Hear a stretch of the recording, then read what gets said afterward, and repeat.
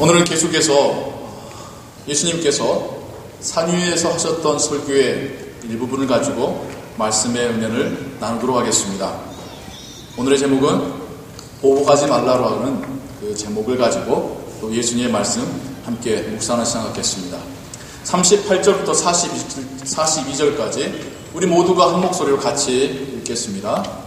또 눈은 눈으로 이는 이로 갚으라 하였다는 것을 너희가 들었으나 나는 너희에게 이르노니 악한 자를 대적지 말라. 누구든지 네 오른편 뺨을 치거든 왼편도 돌려내며 또 너를 송사하여 속옷을 가지고자 하는 자에게 겉옷까지도 가지게 하며 또 누구든지 너로 억지로 오리를 가게 하거든 그 사람과 심리를 동행하고 내게 구하는 자에게 주며 내게 꾸고자 하는 자에게 거절하지 말라.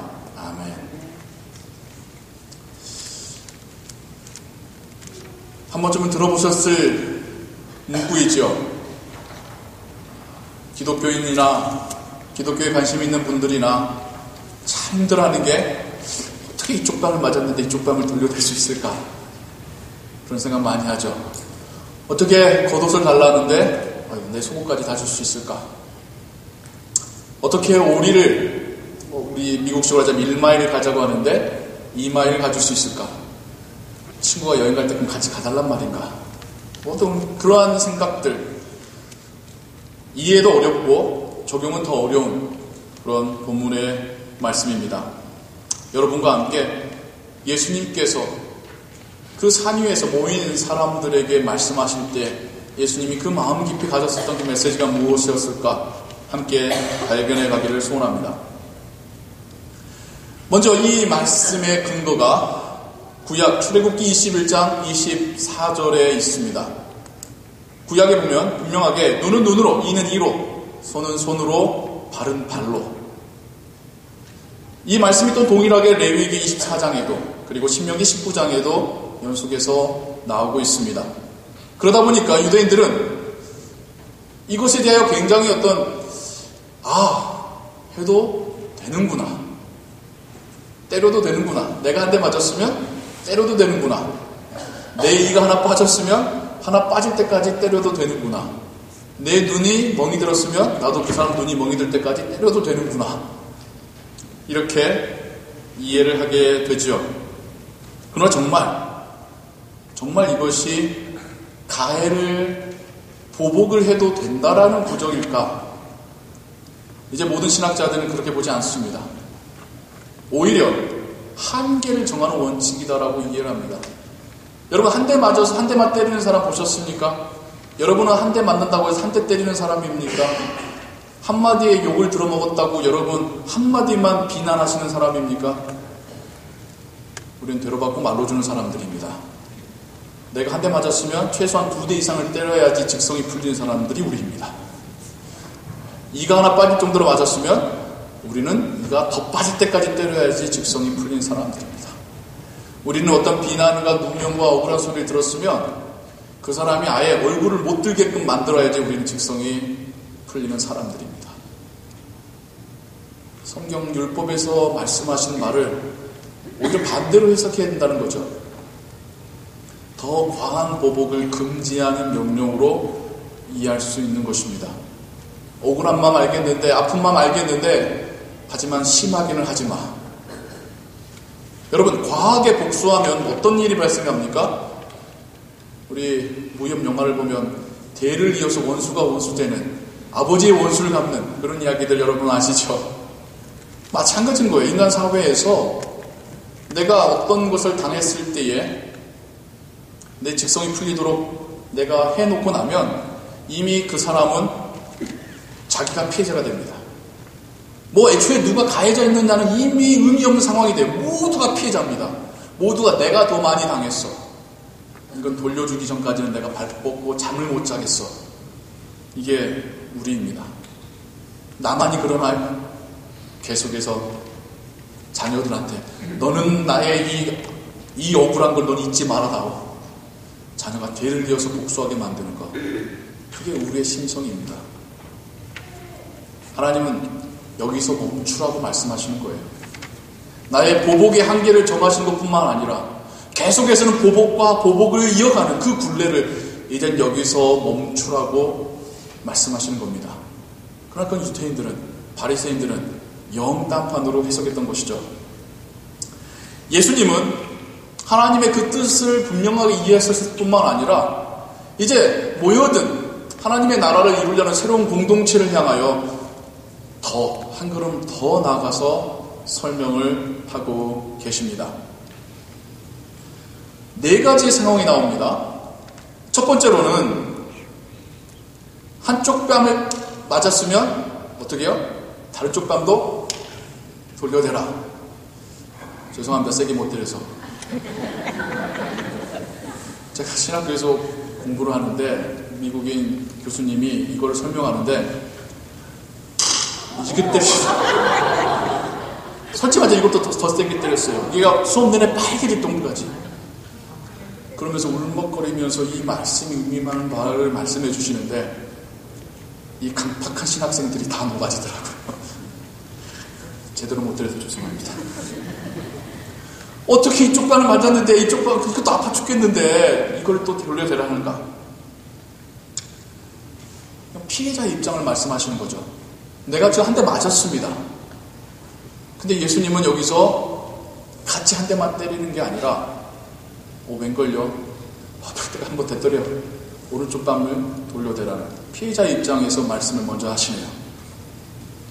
그 다음에 송사를 당하여서 소송을 당한 거예요. 내 겉옷을 달라는 겁니다. 이제 그 안에 여러 가지 이야기가 있겠죠. 너 내가 이렇게 페이했는데 왜 안 주는 거야? 혹은 너 이렇게 계약을 어겼는데 왜 안 주는 거야? 네 겉옷 담보로 걸었던 거 내놔 하는 거예요.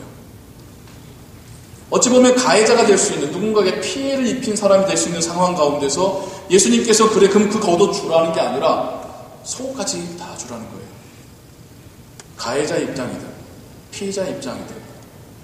세 번째 이야기는 어떤 이야기냐면 오리를 1마일을 가자고 하면 2마일을 가라. 이게 무슨 이야기냐면요.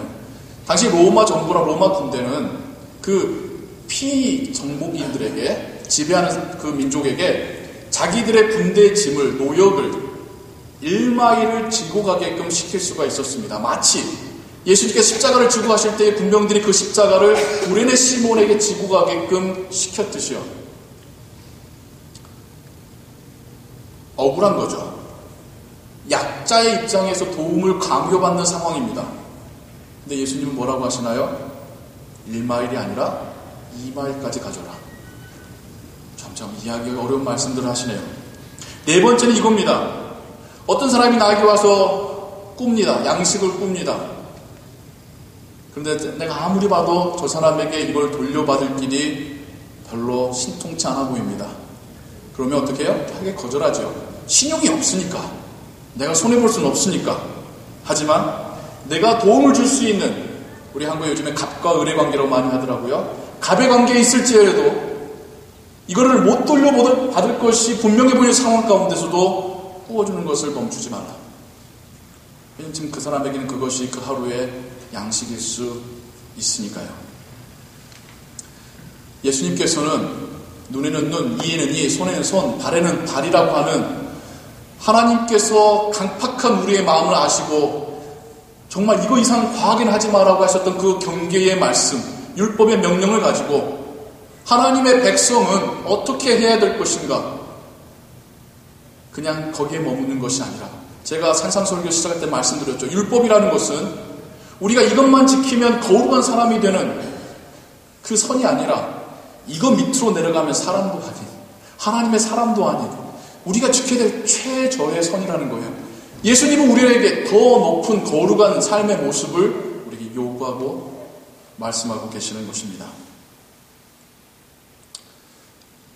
예수님께서 6가지의 명령들을 재해석하신다고 말씀드렸죠. 앞에 3가지 여러분 기억나십니까? 살인하지 말라, 간음하지 말라, 맹세하지 말라. 어떤 부분에서는 소극적으로 하지 않는 부분들입니다. 어떤 부분에서는 참으면 되는 부분들입니다. 그런데 이제 우리가 보는 4번째부터는 더 적극적으로 해야 되는 겁니다. 그냥 가만히 있는 게 아니라 먼저 더 다가가고 손을 내밀어야 되는 말씀들을 우리에게 주고 계시는 것입니다. 이 이야기들이 품고 있는 주님의 메시지는 첫 번째로는 권리에 대한 포기를 말씀하고 계시는 겁니다.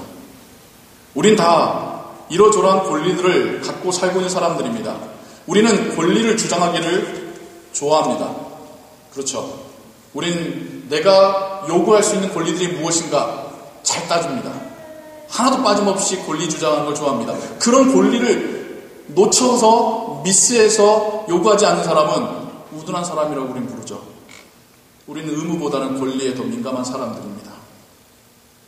오늘 우리가 함께 들은 예수님의 명령은 실상은 우리의 권리를 포기하라는 말씀인 것이죠. 예수님께서는 우리에게 권리를 포기할 수 있느냐 지금 묻고 계시는 것입니다.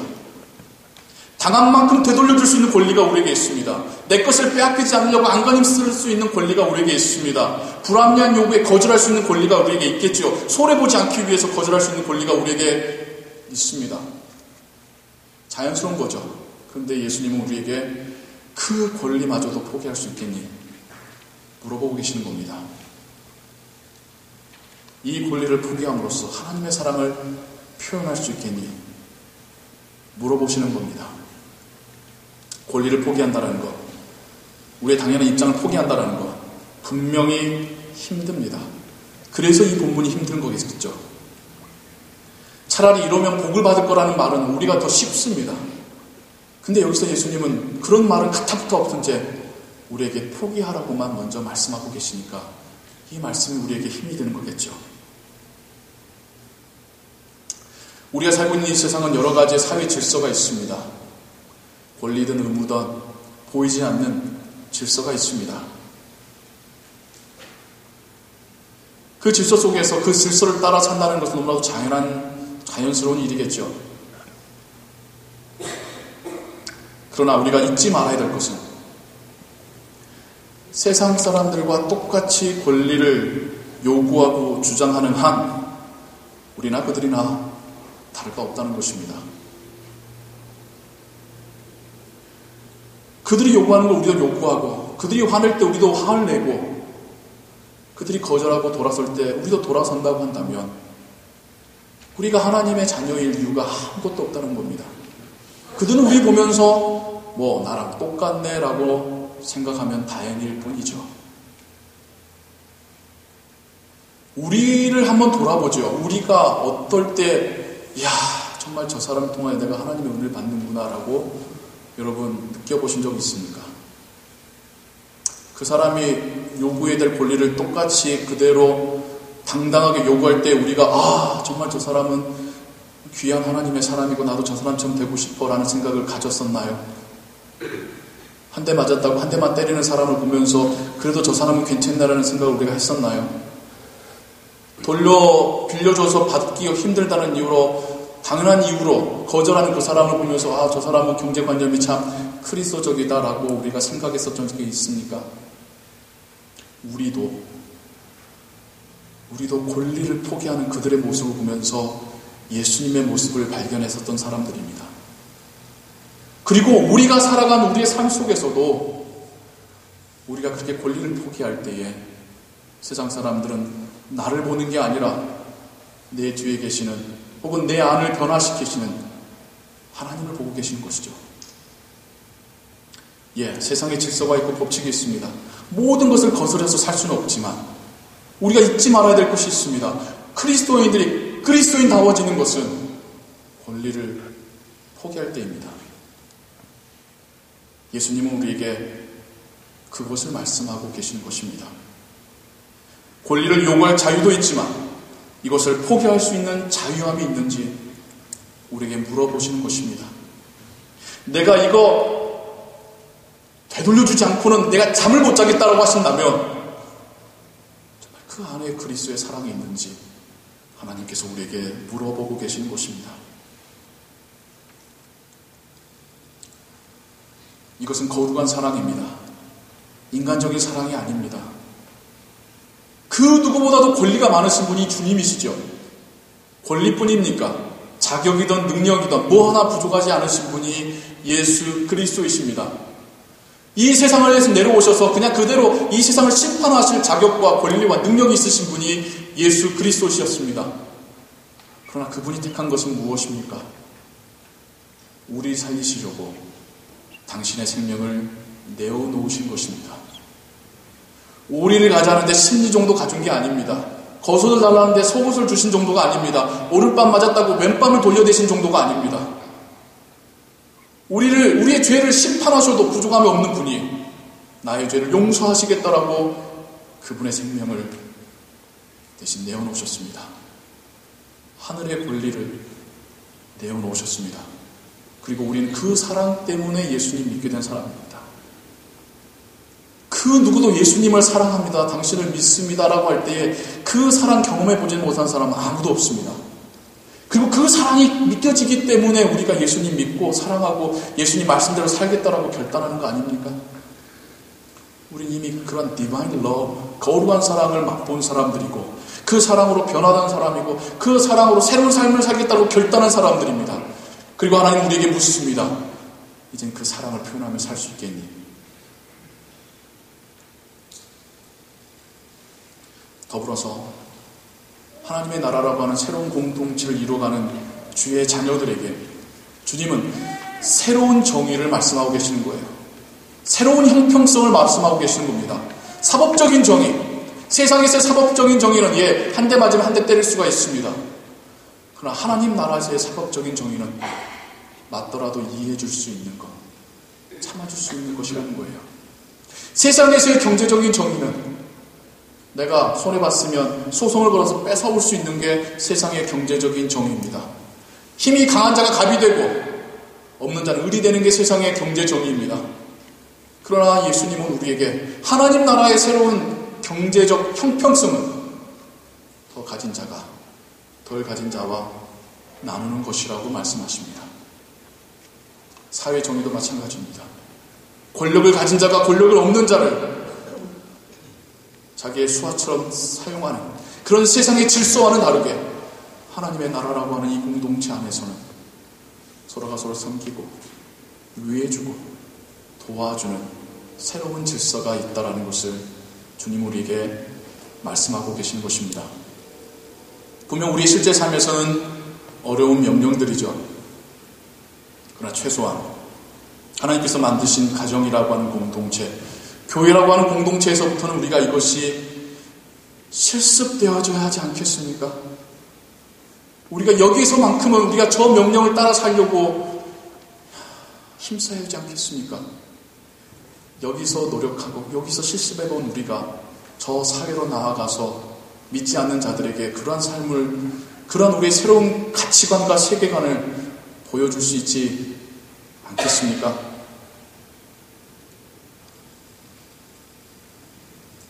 저는 교회가 교회답지 않은 모습을 볼 때 가장 마음이 아픕니다. 교회 안에서 교인답지 않은 모습들을 볼 때가 가장 마음이 아픕니다. 하나님은 그 모습 보시면서 어떤 생각을 하실까? 가슴이 미어질 때가 많습니다. 그러나 주님 말씀하시는 새로운 공동체를 향한 이 말씀이 분명히 성경 가운데 이루어졌습니다. 우리에게도 이루어질 수 있는 말씀이에요. 사도행전 2장 44절로 47절엔 초대교회의 모습이 나오고 있습니다.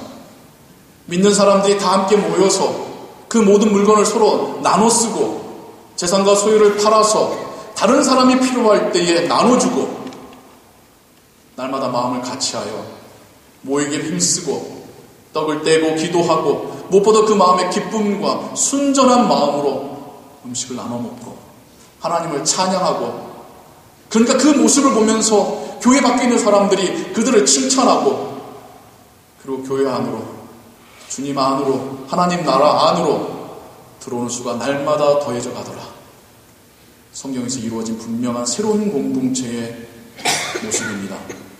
그리고 우리가 이루어야 될 모습입니다.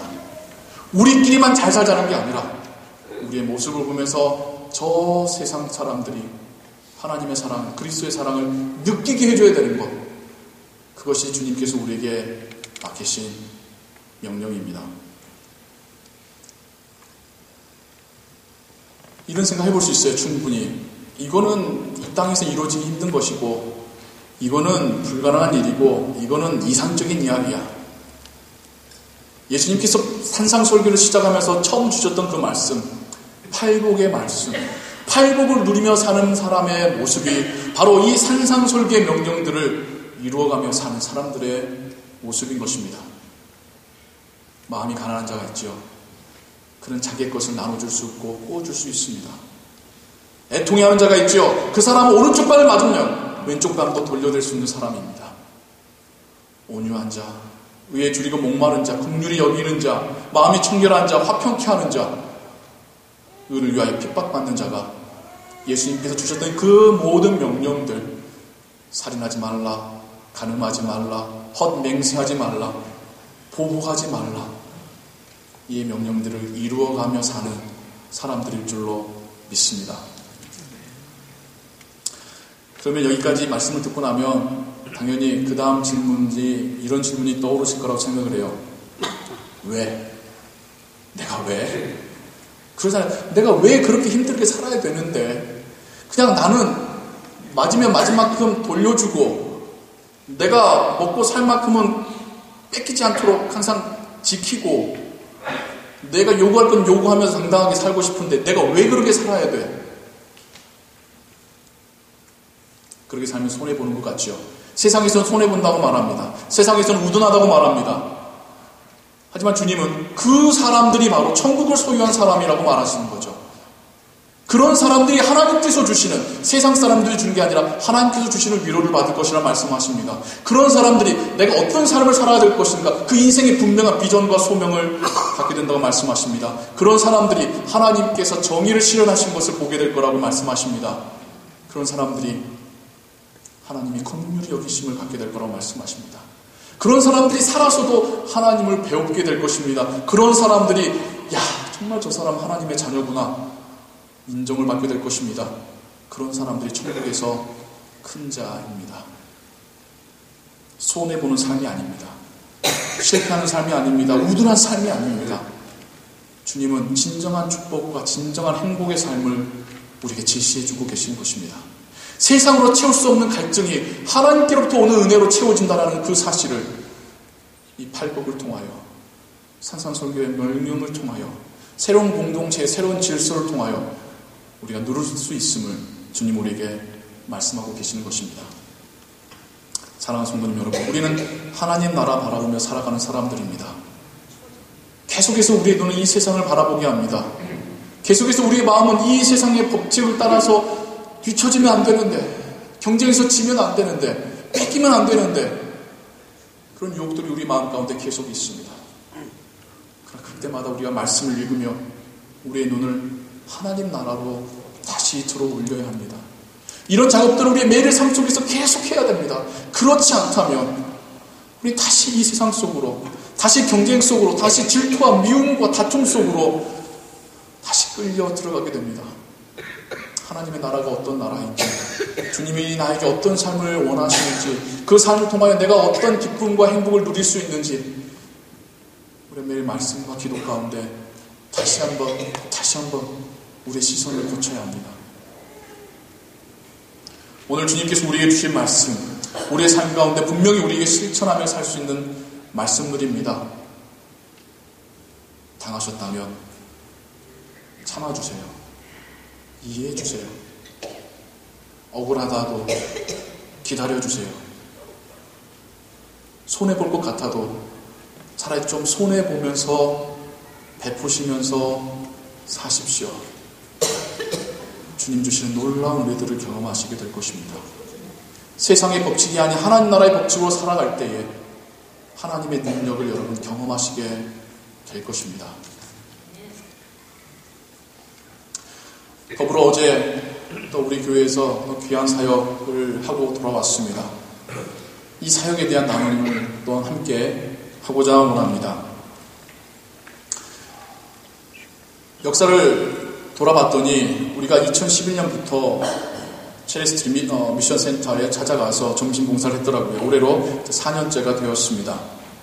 이번에도 많은 분들이 기도로 물질로 후원해 주셨고 또 직접 가서 평소에는 만나기 힘들었던 그 사람들, 평소에는 만날 일이 없었던 그 사람들, 그들에게 눈 마주치고 그들과 대화 나누고 그들에게 맛있게 만든 음식 대접하는 귀한 일들을 우리가 경험하고 왔습니다. 이게 그 건물의 외관의 모습입니다. 체리스트릿은 국가의 보조를 받지 않는다고 합니다. 그 이유가 국가의 보조를 받으면 종교적인 색채를 나타낼 수 없기에 우리들은 기독교 단체라는 것을 놓치지 않기 위해서 순수 100% 도네이션을 받아서 운영을 하고 있답니다. 이런 자선단체가 흔하지 않습니다. 저는 우리 톨리도에 이런 단체가 있다는 게 너무나도 자랑스럽습니다. 그 입구의 모습이고요. 음식을 준비하는 주방의 모습들입니다. 참 이런 사역의 현장 가면 제가 너무 은혜 받는 게 그 어느 누구도 찡그린 분이 없어요. 그 어느 누구도 왜 나 일 많이 시켜라고 투덜대는 분이 없어요. 오히려 내가 일할 자리가 없을까봐 내가 뭐 일하는 거 맡으면 거기를 딱 지키고 즐겁게 일하시는 그 모습들을 보면서 야 정말 사역을 이렇게 계속 해야 되는데 라는 생각들 하죠. 머리에 헤어넷을 쓰다 보니까 우스꽝스러운 모습이 되어도 서로를 보며 웃어요. 형제든 자매든 정말 웃음이 떠나지 않는 그 사역의 현장이었습니다. 우리는 이제 계속해서 최선을 다해서 좋은 음식을 대접하려고 합니다. 그러나 그들이 또 잘 먹을 수 있는 음식으로 프라이드 라이스로 우리가 준비를 했고요. 또 특별히 우리 남자 성도들이 막 열심히 밥을 볶는 그런 모습을 보면서도 너무 듬직했습니다. 우리 청년들은 가서 홀 서빙을 했어요. 이제까지는 그들이 라인업을 해서 하나씩 받아갔다고 한다면 이번만큼은 그들을 의자에 앉혀서 우리가 모든 것을 가져다주는 홀 서빙을 했는데 훨씬 분위기가 훨씬 호응이 좋았습니다. 우리 또 연로하신 두 분이 싱크대에서 뭘 하고 계시고 그 뒤에서 그걸 궁금해서 보시는 모습이 있죠. 뭘 하시냐면 사과를 씻고 계시는 겁니다. 디저트로 사과를 준비했고요. 어느 분 하나 몸살이지 않고 또 여럿이 가니까 힘이 들 일이 없습니다. 이게 나누기 힘들 정도로 너무 즐거운 사역이었습니다. 그리고 모두가 진지했었고요. 최선을 다해서 그냥 먹던 거 주는 음식이 아니라 정말 우리가 먹어도 특 A급 음식을 만드는 심정으로 그렇게 음식을 만들어서 전했고요. 메뉴는 다채로운 색깔의 볶음밥, 그 다음에 건강을 위한 샐러드, 그리고 그 위에 치킨, 그리고 과일과 브라우니로 디저트가 준비되어 있고요. 또 물까지 저희가 준비해서 나눠드렸습니다. 우선 여성분들만 찍게 됐는데요. 사역을 함께 준비하면서 하나님 나라 위해서 일하는 게 이렇게 행복한 것이구나. 함께 이렇게 협력할 수 있는 것이구나. 함께 행복할 수 있는 것이구나. 힘들지 않는 것이구나. 내가 예상했던 것보다 더 넘치게 할 수 있는 것이구나. 경험하고 돌아왔습니다. 우리가 하나님의 놀라운 능력을 경험하는 순간은 세상의 법칙을 따라갈 때가 아니라 그 법칙을 역행할 때라는 사실을 우리가 잊지 않았으면 좋겠습니다. 단지 보복하지 말라, 화내지 말라, 같이 뺨 때리지 말라의 말씀이 아니라 세상과는 좀 다르게 살라라고 하는 예수님의 명령으로 오늘 우리가 이 말씀을 듣기를 소원합니다. 하나님께서 주시는 특별한 은혜들을 체험하며 살아가시는 주의 성도들 되시기를 주님의 이름으로 축원합니다. 기도하겠습니다. 하나님 아버지, 예수님의 산상설교를 듣습니다. 오늘날 우리에게도 주시는 주님의 메시지입니다. 하나님의 자녀라고는 새로운 공동체를 향하여 주시는 새로운 율법입니다. 우리의 삶 가운데 하나님의 놀라운 은혜들을 경험할 수 있는 방법들입니다. 우리가 어떻게 살아야 될지를 알려주는 인생의 이정표입니다. 세상 사람들과 같이 살지 않게 하시고 그들과는 다른 모습으로 살게 하여 주옵소서. 그 모습 가운데 하나님께서 놀랍게 우리에게 역사하시며 또한 그 모습을 통하여서 세상이 하나님을 알게 하시고 하나님을 찬양하게 하여 주옵소서. 우리로 하여금 베풀게 하시고 나누게 하신 하나님 감사합니다. 더 힘써 사랑을 전하고 복음을 전하는 우리의 공동체 되게 하여 주옵소서. 그 사역 가운데 놀라운 은혜들로, 축복들로, 하나님의 능력으로 채워 주옵소서. 예수 그리스도의 이름으로 기도하옵나이다. 아멘. 찬송가